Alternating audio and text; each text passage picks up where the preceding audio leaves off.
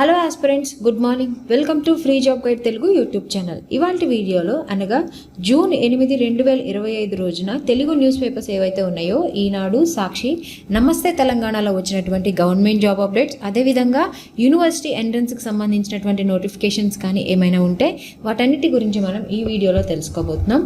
ఇక్కడ చూసినట్లయితే ఇక్కడ కనిపించే ఆర్గనైజేషన్స్ నుంచి మనకి నోటిఫికేషన్స్ అనేవి రావడం జరిగింది. సో ఈ నోటిఫికేషన్లో మెన్షన్ చేసినటువంటి పోస్టులు ఏవైతే ఉన్నాయో వాటన్నిటి గురించి మనం ఇప్పుడు పూర్తిగా ఒక్కొక్కటి దాని గురించి తెలుసుకుందాం.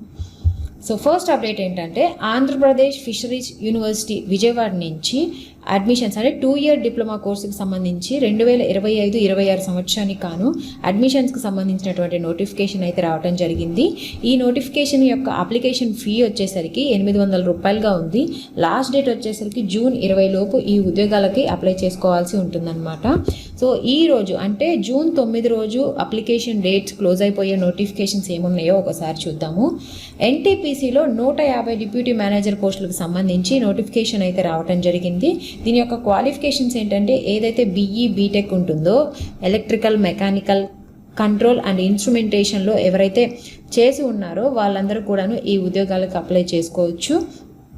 దీని తర్వాత హైదరాబాద్లోని Indian national centre for ocean information services నుంచి తాత్కాలిక ప్రాతిపదికన ప్రాజెక్ట్ సైంటిస్ట్, అడ్మినిస్ట్రేటివ్ అసిస్టెంట్ సంబంధించి 15 పోస్టులకు గాను నోటిఫికేషన్ అనేది రిలీజ్ కావడం జరిగింది. ఈ ఉద్యోగాలకు సంబంధించి ఆన్లైన్లో అప్లై చేసుకోవాల్సి ఉంటుంది. అప్లై చేసుకోవడానికి చివరి తేదీ అనేది జూన్ 30న ఉందన్నమాట. సో మిగతా వివరాలకు ఇక్కడ కనిపిస్తున్నటువంటి అఫీషియల్ వెబ్సైట్లోకి వెళ్ళి తెలుసుకోవచ్చు.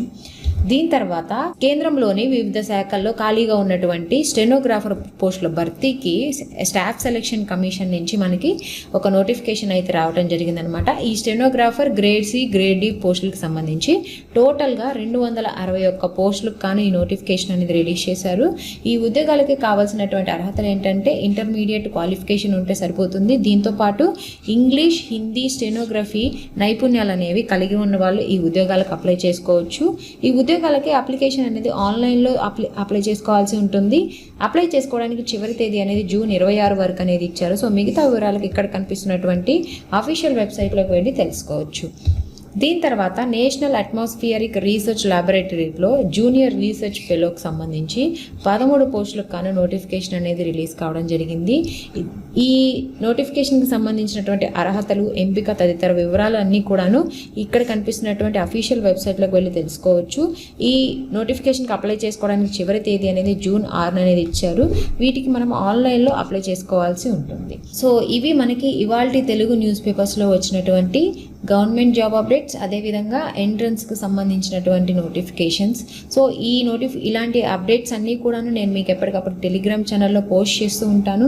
ఎవరైతే టెలిగ్రామ్ ఛానల్లో జాయిన్ అవ్వలేదో వాళ్ళందరికీ కూడాను నేను టెలిగ్రామ్ లింక్ అనేది నేను మీకు కింద డిస్క్రిప్షన్లో మెన్షన్ చేస్తాను. మీరు టెలిగ్రామ్ ఛానల్లో జాయిన్ అవ్వచ్చు. సో ఇలాంటి మరిన్ని జాబ్ అప్డేట్స్ కోసం please follow our free job guide Telugu YouTube channel.